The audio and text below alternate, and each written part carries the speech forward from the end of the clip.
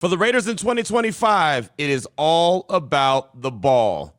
Our Best Of series continues here on the Locked On Raiders podcast for Friday, June 20th, 2025.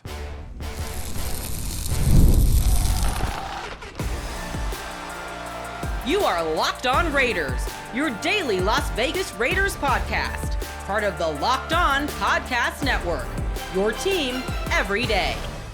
And welcome in, Raider Nation, to another edition of the Locked On Raiders podcast. Thank you so much for making the show your first listen of the day. We definitely appreciate you. If you're catching the show wherever you find your favorite podcast or you're checking us out by way of the YouTube page, you know we appreciate that. Show grows each and every day because of your consistent support and the great job that my man Ari does behind the scenes, making sure we look good and sound good each and every day. So we shout him out. He's on Twitter at Ari Produces. You can hit me up as well at your boy Q254. And normally we've got the Locked On Raider podcast voicemail line wide open like some old school TV antennas for you at 707-654-4693. But since I'm officially on vacation and we've got the Best Of series rolling on, we won't get into any calls or texts on today's show. We won't get to any calls or texts until I actually get back officially from vacation. But got some really good stuff for you. We started off our Best Of series on yesterday. We're going to keep that going today and, of course, throughout the course of next week as well. And today it is all about the ball, something that Pete Carroll has talked about, Jacorian Bennett's talked about,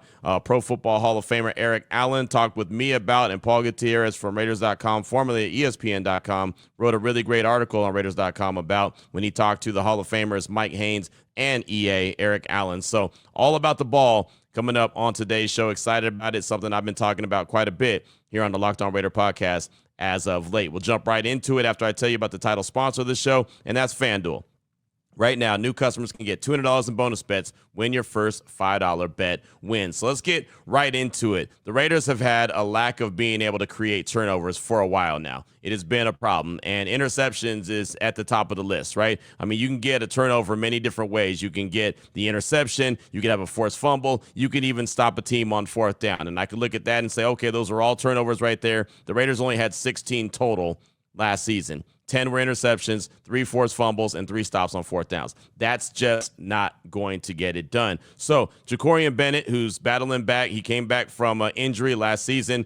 He had to hit IR. He had the torn labrum, so he went and had that surgery. He's all cleaned up. One of the part of the conversation that we had when we met with him at the press conferences following mandatory minicamp was basically he was asked by Levi Edwards, also Raiders.com, about what he has learned, what his biggest takeaway was from his interactions with head coach Pete Carroll so far. That's what he had to say. What are some things you feel like you've learned from him so far in just terms of being a better corner, and how do you think he can affect that room just as a head coach? Yeah, man, he's all about just getting the ball. And, that's why I low-key want to kind of implement in my game, because I know, like you said, had a lot of breakups or whatever, but if I could turn those breakups to picks, I can really, help change the game. And so he's really all about, just getting the ball back. It's all about the ball. That's what we preach each and every day. So him instilling that confidence in us, it means a lot. And let's go translate to the field. So you hear Jacorian Bennett right there talk about all about the ball, right? Pete Carroll is all about the ball. Jacorian Bennett was playing really well in 2024 until he went down with the injury and ended up on IR to end his season. He had 8 pass breakups, right? He was one of the better corners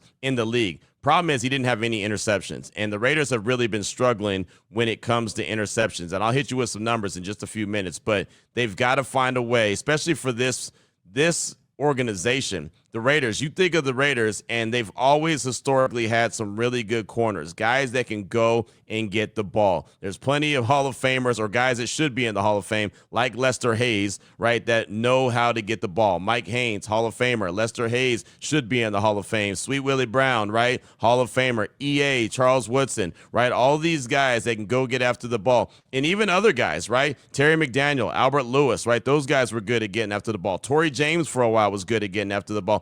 Hell, even Reggie Nelson from the back end, the safety position. Rod Woodson, Hall of Famer. I know he wasn't a Raider his whole career, but he was a guy that had a knack to get after the ball. The Raiders just don't have that as of late. They haven't had that element of a guy that could just go get the ball. And even Jack Jones, who we all thought, or at least I thought, let me just go ahead and correct myself, I thought was going to end up being good because he was really good at going and getting the ball. He took too many risks. They weren't smart, calculated risks. They were just all he really knew. And he was kind of going off instinct. And as Eric Allen has said, not all interceptions are good interceptions because it rewards guys for making decisions that are based off of guessing as opposed to actual knowledge. You'll hear from Eric Allen coming up in segment number 2. But I asked head coach Pete Carroll as mandatory minicamp got wrapped up about what Jacorian Bennett said about the ball. Check it out. You mentioned asking these guys to do certain things. Jacorian Bennett told us that you're all about the ball. See ball, get ball. How do you instill that into those defensive guys? Every day. And the first thing I said to him in the first football meeting that we had was it's all about the ball. And today I started this last meeting that we had, it's all about the ball. It's about how you emphasize it. And it's not just that you emphasize it, it's how well you can emphasize it in creative manners. It's like if you're a teacher and you go out and you give this great lecture and you think everybody should learn what you wanted them to learn.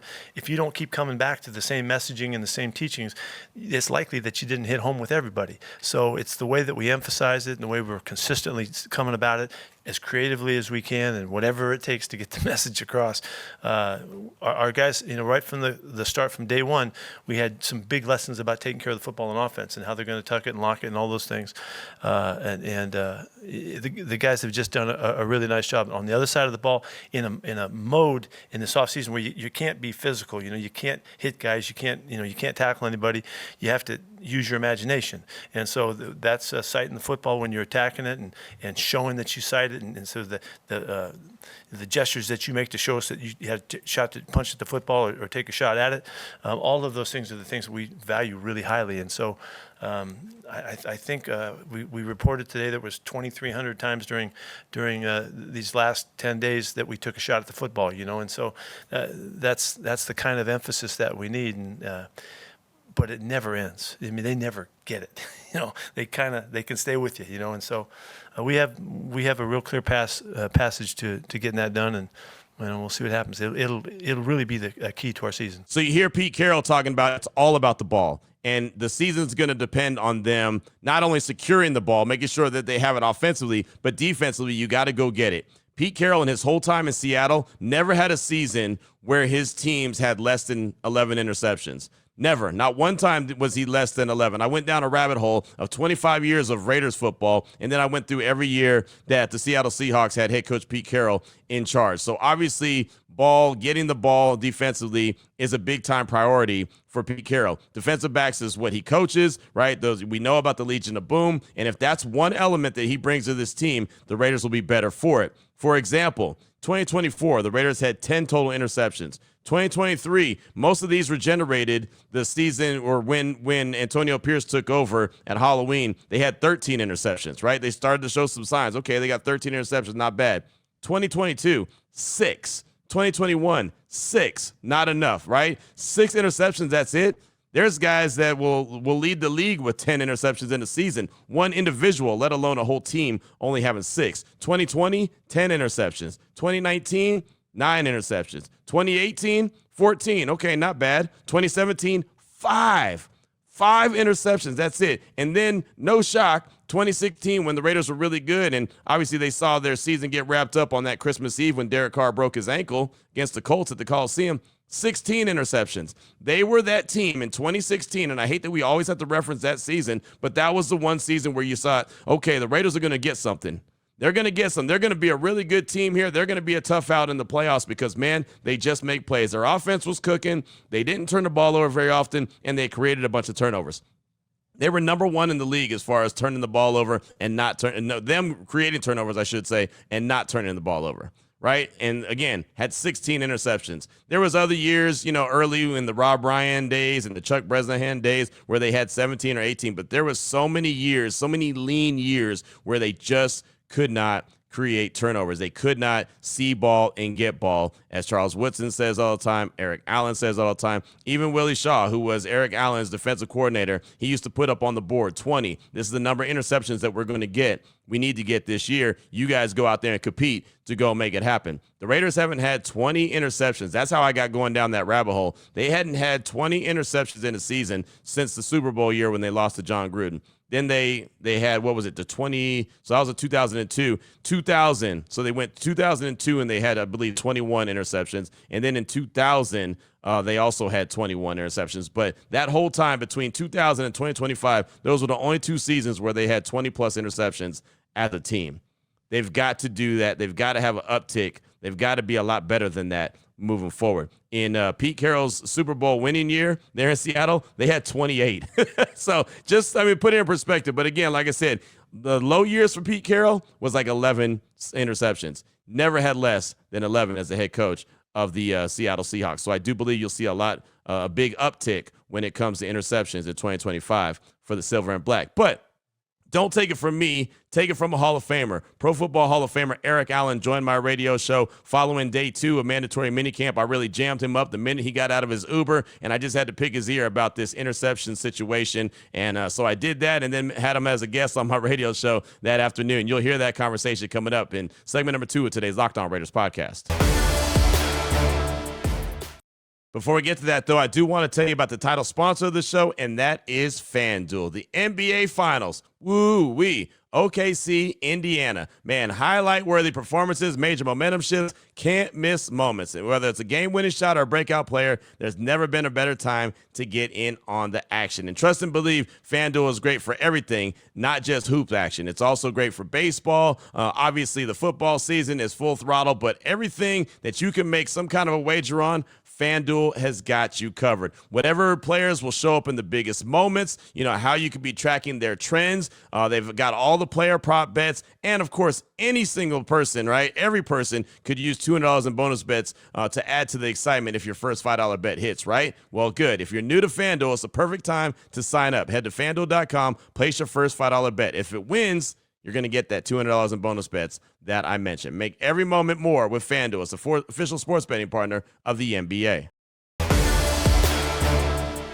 All right, Raider Nation, here we go. Segment number 2 of today's Locked On Raiders podcast, all about the ball on today's show, little best of series. So we started things off. You heard from Jacorian Bennett. You heard from head coach Pete Carroll. I ran down the numbers when it came to interceptions and what the Raiders haven't been able to do as of late. Well, I wanted to talk to an expert, a guy that had 54 career interceptions himself. He's going into the Pro Football Hall of Fame later on this summer in Canton, Ohio. That is Eric Allen. So got a chance to catch up with him on my radio show following day 2 of mandatory minicamp. Here was that conversation. By Pro Football Hall of Famer Eric Allen, EA. Thanks so much for your time as always. I appreciate you. And I was telling everyone when we came into the show today, I said, man, I didn't even let EA get into the building today. I mean, he got out of his Uber, and I was like, hey, I got to pick your ear. I got to hold you down for about 10 minutes. But I was just so intrigued by the conversation of going and getting the ball, right? Intercepting passes. This is the Raiders. This organization has been well known for cornerbacks and high quarterback play.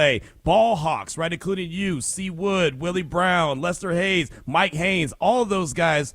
But it hasn't been that in many, many years, so I had to pick your brain about that. So when you see Pete Carroll coming in, and you know what the Legion of Boom did, how do you feel like he's going to instill that see ball, get ball mentality that you guys had when you guys were taking the ball away consistently? Yeah, Q, great to be here. And, yes, you did jam me up before I even got in the building today. I was like, man. That's press coverage. That's press coverage. Yeah, I couldn't get off for the press coverage, man. But, hey, man, when we're starting to talk about taking the ball away, it can't happen on game day. It can't happen at the beginning of the season. It starts to happen now. It's how you're sitting in the meeting rooms, and the coaches are really putting those goals up. So you guys all are aware that that is the most important thing. It's great to have that sticky coverage and lock guy down, but like we talked about, it's really about taking possessions away and making sure you're the kind of defense that really is winning the turnover battle each and every week. So you want to be plus 10, plus 13, whatever it is at the end of the season. And that's the one stat, Q, that all playoff teams usually have. They're usually plus on the takeaway margin, and it all starts like right now, setting that standard now. Yesterday, Wednesday, they had 3, 4, 5 interceptions. Max started off with one of those at the line of scrimmage, took it through the house, and then we had a couple by the DBs, and then today we kind of finished it off with a couple DBs with interceptions. So that's kind of how it starts. It starts with that goals, that processing, the information that you're getting. So when you get to the season, it's just what you planned on, getting your hands on the ball. You know, we know how much Pete Carroll's all about competition, and I'm sure that there was competition in your DB rooms, but you've told me Willie Shaw put that number 20 on the board. That's our goal right there. What was it like when you saw that number 20 on the board? Was it, hey, I'm going to be the guy that gets the most? Or, you know what I mean? Like, what went into the mentality to go do that? Oh, it really is about that. When you put that number on the board and everyone buys in, but in your certain room, because that's for the defense as a whole. So you're hopefully the linebackers can catch a couple, but that really falls on that secondary, corners and safeties. And you better believe me that we definitely had competition in that room who was going to end the year with the most INTs and the touchdowns. I remember that 2000 year, me and my boy William Thomas were going back and forth. I think I ended up with 6. He ended up with 5, but I had the touchdown. So, it's all about competition. It's a friendly competition, but that gets it going. Once you put that number on the board, everybody sees it every day. We talk about it all the time. So when it comes down to the season, it's just a matter of fact that, hey, this is the number we got to get, and we're going to continue to try and pile those numbers up until the end of the year. We're able to make those goals. Talking to the Pro Football Hall of Famer Eric Allen here on Raider Nation Radio 920 Necessary Roughness. Speaking of that 20 interceptions, the Raiders got 21 interceptions in 2000. You were well aware of that. 2002, they got 21 as well. And those were the only 2 years in the last 25, EA, that they've got that 20-plus number. Yeah. I tell you, when those two teams in particular had guys who were veteran presence, and that's another thing that I think we don't give too much account to, is to be able to get your hands on the ball, you have to first understand and know what your responsibility is as your position, corner, safety, linebacker. And if you're able to kind of get to the nuts and bolts and the foundation of that, then you can start to anticipate what the receivers, what the offense, what the quarterbacks do, the weaknesses of that opponent which you're going against. So maybe the quarterback doesn't have a great arm, but he's an accurate guy. So you're going to really play those out routes, those in cuts a little more aggressive, knowing that he's not going to be able to just drop back, throw the ball down the football field and kind of beat you, with that 9 route. So those are the things that after you're comfortable and confident in what you're doing and your skill set, you can start to kind of anticipate learning the playbook on the offense.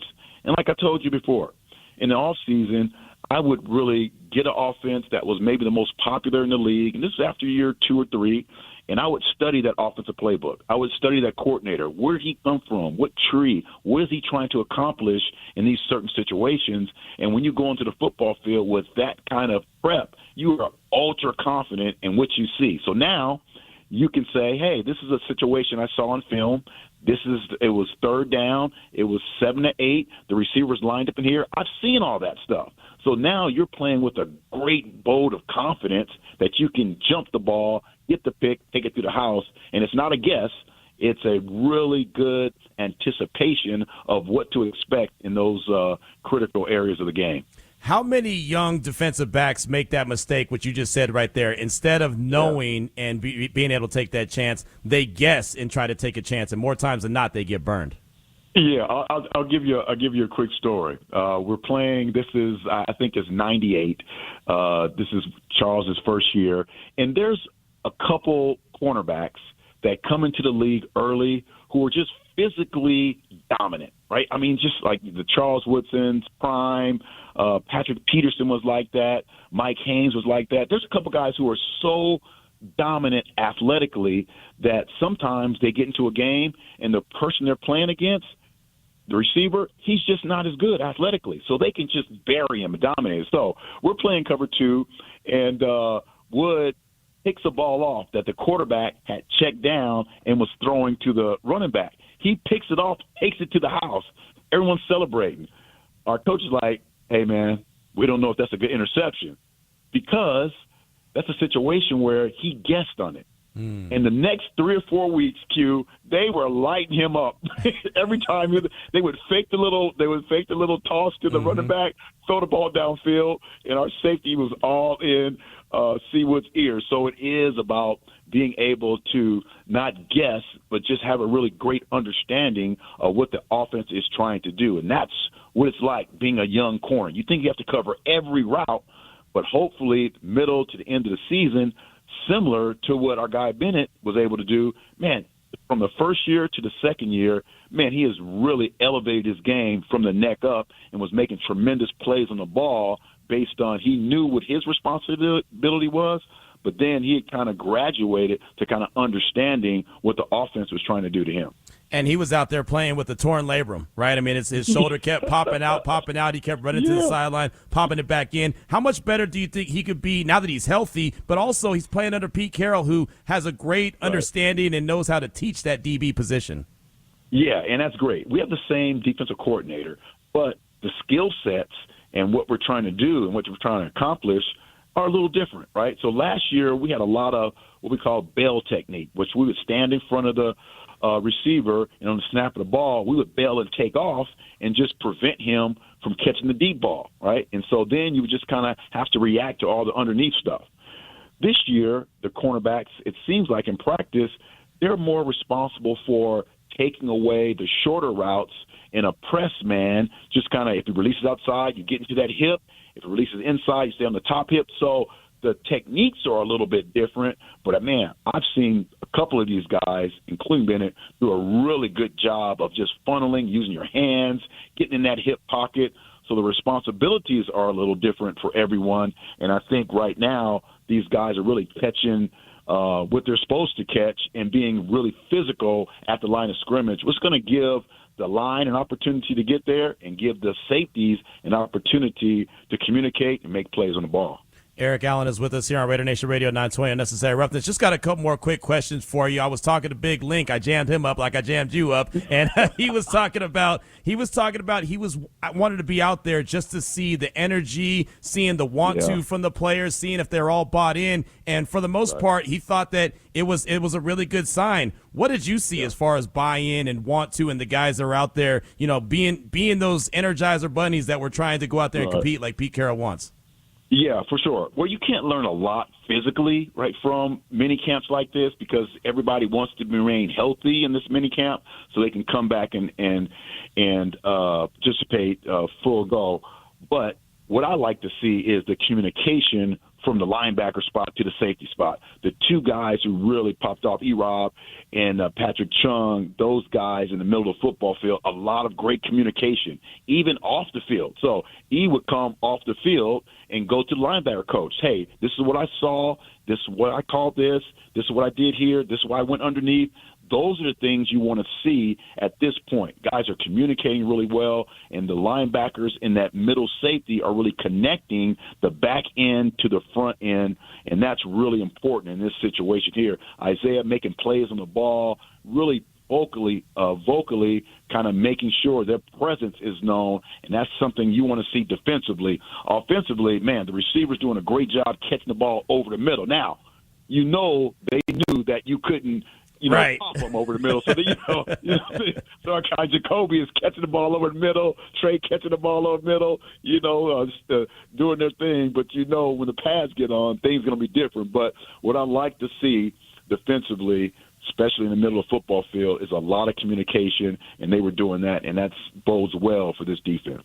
So we'll close out with this. Now that mandatory minicamp is over, everyone breaks. They go away for the summer. They come back at the end of July for training camp. What is most important for these players in between now and then?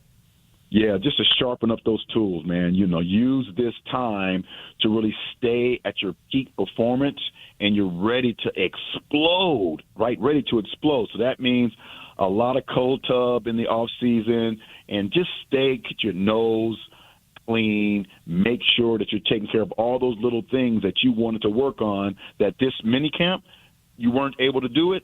So you're going to really, if it's technique, left hand, right hand, all those techniques you need to perfect going into training camp, make sure this 6 weeks, 4 weeks, wherever you take a little vacation, but you get back to sharpening those tools. Well, I look forward to it. I really do. I think that there was a lot of positivity, a lot of momentum built in this short time that they had these OTAs. Feels good right now, but as you know, a lot of times it feels good in June. It's about what you do when you come back after the summer vacation. But, EA, that's why you're the Hall of Famer, man. You're a Hall of Fame player. You're a Hall of Fame dude, and you always make time for me, man. I do appreciate you. And I did have a good jam on you. I'll say that. I had a good jam on you this morning. You did.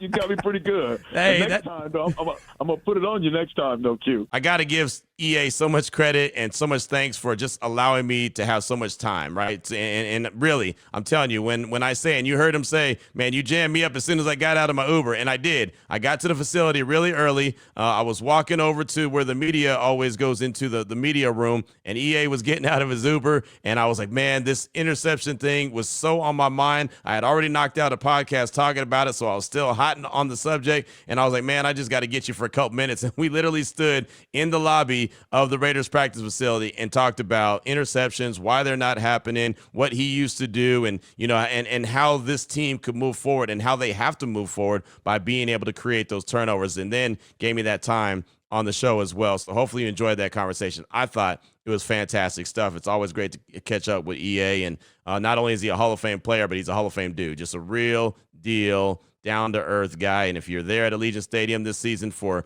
games and you see him and JT do the pregame show right there at Coors Light Landing, right next to the torch, definitely go say what's up, congratulate him. You want to take a picture, get an autograph, he's always down to do all of that. So never hesitate to say what's up to Eric Allen, who, again, real deal dude. Coming up in segment number 3, we keep the all about the ball conversation going. Paul Gutierrez, who used to be at ESPN, is now Raiders.com. He put out a really good article where he talks to Eric Allen. He talks to Mike Haynes. He's talking about Darian Porter, interceptions, and more. You'll hear the conversation I had with Paul Gutierrez wrapping up mandatory minicamp. You'll hear that coming up in segment number 3 of today's Locked On Raiders podcast.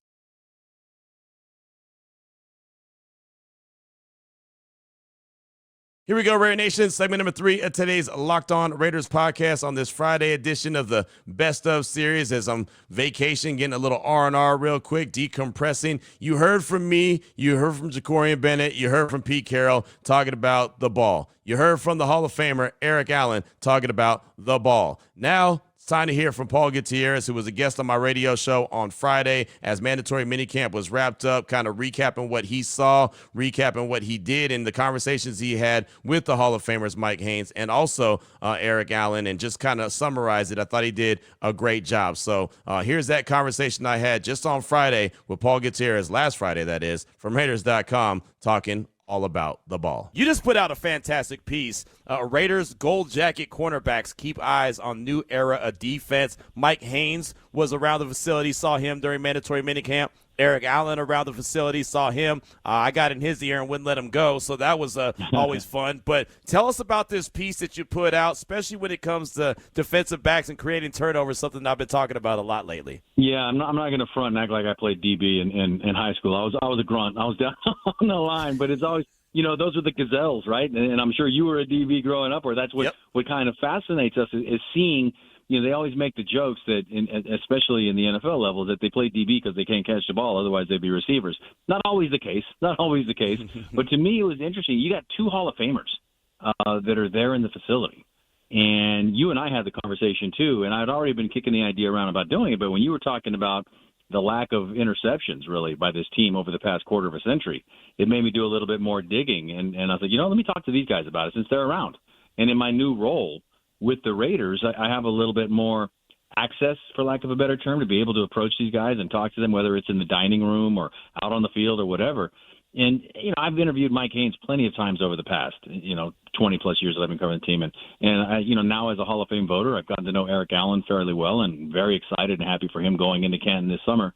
So I just thought, let's just get their scouting report, so to speak. And Mike wasn't so much comfortable talking about the ins and the outs because he was out there.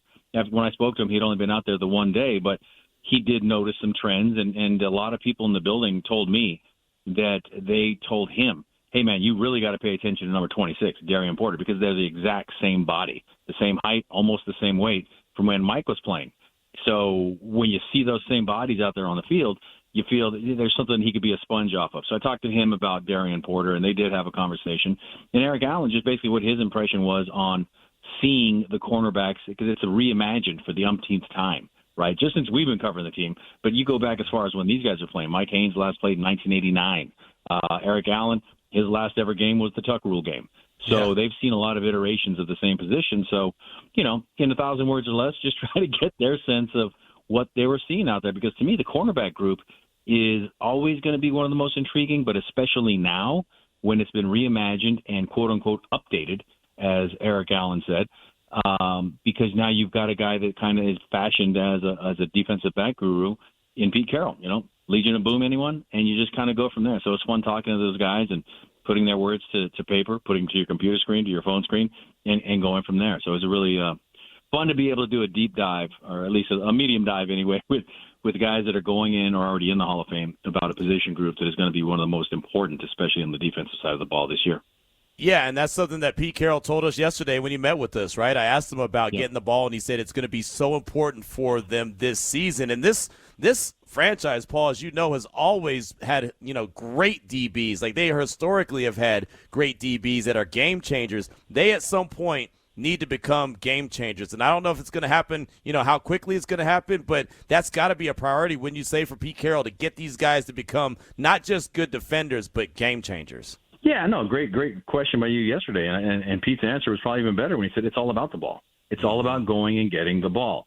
And in talking with Mike, talking with Eric, what they were seeing in the practices they were at was they were learning tendencies. They weren't necessarily trying to go get the ball. Like even Mike told me in watching one of the practices, he's like, "Oh, that guy's got he's got a great break on the ball. Ooh, he's got good closing speed." Wait a minute, he's not trying to pick the ball off. He's not trying to knock it down, because in that period it was an offensive period. So they were working on getting the offense settled.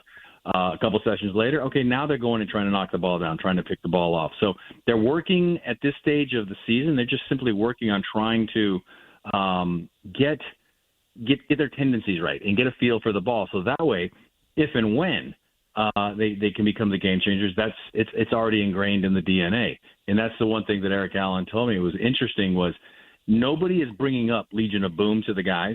They're bringing it up themselves. But it's in a way like, hey, I'm not saying we're going to be the Legion of Boom, but, and then he started laughing. So, again, it's something that's just kind of ingrained in them. And when you see the body type, the body sizes, things like that, how can you not at least think that that's what Pete Carroll is imagining? Because, if you've got a blueprint, why not try to update it, as Eric Allen told me. Yeah, again, that's a great point, great words right there from EA, and, of course, great knowledge from you as well. Paul Gutierrez with us here from Raiders.com. So how would you summarize the 3-day mandatory minicamp from the days that we were out there watching practice? What was kind of the biggest takeaway that you had from it? Besides the heat and the sunscreen, now from the team's perspective, there was a lot of teaching going on, and it was teaching on the fly. And you and I have had this conversation numerous times in the past 5 years, where okay, well, how do they look? What is the energy like? The difference with Pete Carroll is there's definitely an energy, there's definitely an enthusiasm that's been missing. Okay, so what, Paul? What does that mean going forward? Well, he's got the pelts on the wall. He's got the receipts. We could feel something there with Antonio Pierce last year. Again, no disrespect to Antonio Pierce, but he didn't have the receipts. He didn't have the pelts. Pete Carroll's got all of that and more. You'll ask me later on what I'm working on, and I'll get to it at that point. But there's something about Pete Carroll that he's there. Maybe they don't have the talent they need right here and now, but they're building that base for the future. And as our friend Jacoby Myers said, there must be a new kind of drug out there, because Pete Carroll, he doesn't seem like your normal 73, 74-year-old with all the energy he's got running around. And even somebody asked him yesterday, right, what's up with you out there trying to wrestle guys? He goes, I wasn't wrestling anybody. I was pinning people. So that's what the feeling was like. And then even yesterday, when they went a good 45 minutes longer than they were supposed to or were scheduled for, that, again, just told me that he's trying to get in as much as he possibly can before releasing them for the next almost 6 weeks, and they return back for regular training camp. I love the way that he worded it, because we all were looking like, man, when's practice going to end? And he said the commissioner came down and said that we can go to overtime. So we went to overtime. Like that, just even the way that he played that up and made it so it's not like, hey, we're having practice a little bit longer. This is a game setting. This is a game mode. This is what could happen. You could end up in overtime. I thought that was a great way to word it and make it even more acceptable by the players as well. And not only that, but he didn't have ones going against ones. He had the one offense going against the two defense, the one defense going against the two offense, and by design. Because, as he said, you're never going to have those guys going up against each other in a game. Why would you want them to kind of, beat each other up that way? Now, it's all about competition, and if and when they get to that point, I'm sure we'll see it when they put the pads on in camp. But I thought that was an interesting way to kind of, lack of a better term, back into it and just let each side feel some success, especially in the heat with the families off to the side waiting. Hey, man, when's lunch? When are we going to eat? And then, just trying to finish off what was really a I guess the word I would look at here, I heard you yesterday, I guess beneficial would be the word to describe. If you ask me one word, I'd say beneficial, because it seemed like they got a lot of good work in there because, offensively, they're obviously installing a brand new offense. And then defensively, I hadn't thought of it this way. I always talk about the continuity, but when Patrick Graham kind of corrected me and said, every year you hit reset and you got a new defense, but you have some continuity there. So I'll go with what Eric Allen told me. It's an updated defense because it's the same guy calling the plays. And it's interesting because when Pete Carroll went to Seattle, I was told this inside the Raider building. When he went to Seattle, he cleaned house on the defensive side of the ball, except for the defensive coordinator and the defensive line coach. What did he just do now with the Raiders this past offseason? Who did he keep? The defensive coordinator and the defensive line coach. Wow, that's good. That's some more good nuggets right there, man. Hey, you're dropping these nuggets on us. Hey, slow down, right? I'm trying, man. It's the Temptations. Yeah, my dad turned me on to the Temptations too. So yeah, all of it. There you go. You are on fire. I love it. Again, Paul Gutierrez is with us here, Raider Nation Radio 920. So you'd be the perfect guy to ask this question because you've been around this team. You've covered them in some capacity for a long time. What have you seen from John Spytek and Pete Carroll in the last 6 months? Like what I guess, how would you summarize what you've seen? I've seen, that was my big question when their joint hirings were announced, right, is how is the youthful exuberance of Pete Carroll. How is that going to mesh with the button-down approach of John Spytek, when you would think it would be the other way around, where Spytek has paid 20-plus years of dues to finally get his first shot. And I love that about it. I love paying dues. I love people that pay dues. I love people that pay dues and respect it and understand, hey, this is my shot. And he told me himself on Media Day on Monday that could he have been ready for this job 3, 4, 5 years ago? He would have believed so, but probably and definitely not as ready as he is now, because he paid those dues and saw things happen and won a Super Bowl in Tampa Bay and things like that. So that to me is what I'm watching is coming in. It's kind of like, the youthful exuberance of Pete Carroll and the button-down approach of John Spytek, when you think it would be the other way around. 20-plus years ago when I was at the L.A. Times, I'd back up on the Lakers every now and again. And the thought process was that Kobe was the young, fun-loving guy, and Shaq was kind of the, no, we're gonna do things by the letter of the law here. And it was the exact opposite. So that's kind of the way I'm looking at this pairing here. Again, does it translate into wins? We're going to find that out. But I think right here and right now, they've won the offseason as far as they're concerned. And that's really all you can ask for at this time, because what real questions are popping up other than what's this going to look like? A year ago, who's the quarterback? What's going to happen there? Every other year, there's always been a major question hanging over this team heading into this 6-week off period. But there's no questions like that other than what other pieces are they going to add, because it's obvious what they're trying to do. And that, to me, that should be exciting for fans, because at least they're all on the same page, and we'll find out what that page looks like in 6+ weeks. We'll close out with this. Jacorian Bennett, we saw what he did last year until he got injured and shut it down, went on IR, had the surgery. We found out how bad it was earlier this week when he let us know. But he's running with the twos right now. What does it look like as far as how much work he has to do to get back with the ones where he normally has been? Yeah, and that's what part of that I think you could pencil him in right now as a starter, but he has been running with the twos. And, again, we're seeing what they want us to see, obviously, right, because when we're out there. But, it's such an intriguing group, and I kind of go into it in the article they posted today at Raiders.com is, who is really intriguing, obviously, is the draft pick because of the height, weight, speed. But he's as intriguing as he is raw, right? And then DCAM from last year, he really caught the eye of Eric Allen, and he mentioned him at least 3 times in our conversations. But then you can't forget about the veteran that they signed this offseason. So it's a real intriguing group, and I think when you shake it up and throw it out there, it's hard to say Jacorian's not going to be a starter unless the injury is still something there. The fact that he said at least 5 times last year his shoulder came out and then they popped it back in and then he ran back out there, he's still looking for his first career interception as well. So, again, bringing this thing full circle, that's the position group that needs to really step up on a global kind of level. But then on a local level, Jacorian Bennett's really the guy that's got to step up a lot in terms of the guy that started a lot of games for the Raiders already, but still has a lot, even more to prove. Yeah, he does. He was the one that I got frustrated at. Remember, we were all standing there when Geno completed that pass to Trey Tucker, and I said, that should be a pick. That should have been a pick. He should have gone the other way. Those are those game-changing moments that I'm talking about. And so I'd like to see him and the rest of the DBs make those plays. Well, Paul's piece right now, Raiders.com, Raiders Gold Jacket cornerbacks. Keep eyes on new era of defense. Definitely encourage you to go check that out right now. Paul, you already know what time it is. What are you working on that we should be on the lookout for? I'll just put it this way. I had a conversation earlier in the week with Carson Palmer, and we talked to Pete Carroll, and I'm talking. This is a summer project, so I'm scooping myself here a little bit. I hope nobody else tries to get in on it. But I'm talking to former Trojans who played with Pete at USC and were later Raiders, just to see how different that atmosphere is and what kind of a situation Pete was walking into. And Carson, who's now a high school coach at his high school alma mater down in Orange County, he couldn't have been any more supportive. And really, he said he was just excited for Raider Nation himself because, Carson was here for he was kind of like that shooting star going across the sky, just kind of was there bright and then burned out and then he was gone. But he was really, really excited for the fans because he saw it firsthand at USC. He predated Pete Carroll at USC. And he rejuvenated that program, and he thinks he can do it here again. There was a conversation with Paul G. I thought that was some great stuff. And, man, what a ride for him, right? This is a guy, and he's similar to me where, he grew up. Actually, he said before that he was a Rams fan originally, being there in Barstow. And everything turned into him being a Raider fan because of Tom Flores, Jim Plunkett. And the story goes on and on. I'm sure that you heard it. And if not, check out his, his write-up that he did about himself on Raiders.com. But now being able to actually be in the building, working around these guys all the time, have that kind of access. He's got some really good pieces that he's going to be dropping, and a guy that's very well accomplished.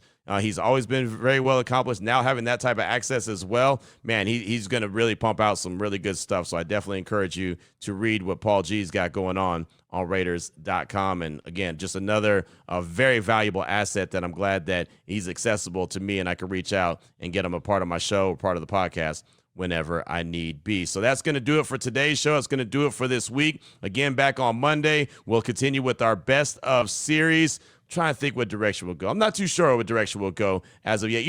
Actually I do. We'll let you hear a conversation that I had on ESPN with Chris Berman, the great Chris Bumbling, stumbling, fumbling. That guy. He always gets me excited just listening to him. But had a fantastic conversation. He's been with ESPN forever. Just signed another contract extension, so it's gonna be like 50 years with the company. Just incredible. So we were celebrating him. It's not Raiders related at all, but I thought it was a really good conversation. So we'll do that for Monday's Best of Show. You'll hear from Boomer, Chris Berman from ESPN. So enjoy your weekend. Raider Nation will be back on Monday. Another Best of Show. Until then, take care of yourself, take care of your family, love on your family. Most importantly, as always, just win, baby.